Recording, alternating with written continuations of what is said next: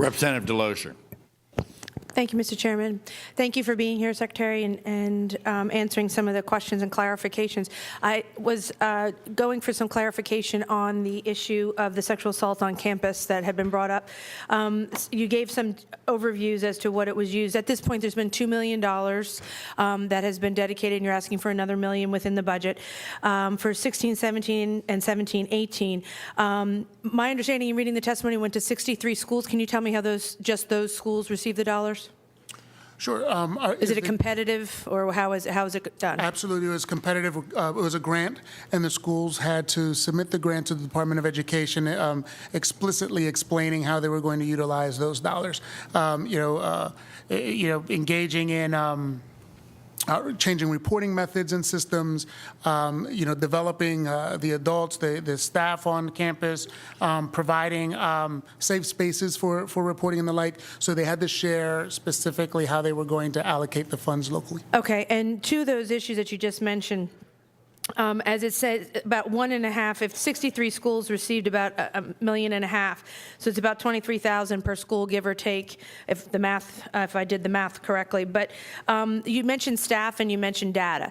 Two questions there. The data, who has the data and what data do we have? Because I haven't seen anything that was on the website that stated what had been gathered by these 20 or 63 schools. Yep. So we collect the data, and the 63 are the number of applications we've currently received, correct? Yep, in early March. But we do collect the data, as it relates to their deliverables as part of the grant, so we can share that. Okay, so the 63 were applications. How many actually got the funds then? I'll pull my colleagues binder here. Absolutely. In 2016-17, we awarded 36 grants to post-secondary institutions, and I shared with you that number. 87,000 students impacted and 16,000 professionals were impacted specifically by those grants. Okay, so 63 schools in the state of Pennsylvania received dollars, and in 17-18, how many schools received? 16-17, 36 grants. Right, and in 17-18?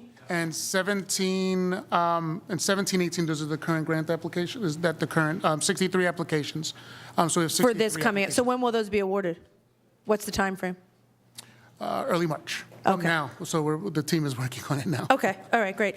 And then those statistics in and of themselves, you said you could get those to us as to what had been gathered by the folks that received. We can share with you what has been reported accordingly. Sure. Okay. And my last question is the fact that when I talked to PASHI on their sheet that they had in their budget update and everything, it mentioned, and I had mentioned this to them, that 3 years running, it said we will be working to hire folks on campus to deal with this issue. And from their point of view and what they testified to was that had yet to be done. And my question to them was, why was it taking 3 years when each year they'd asked for increases in staff allotments, but none of those staff allotments or slots went to that issue? And they said it wasn't their response was that they have to prioritize, and that wasn't the priority.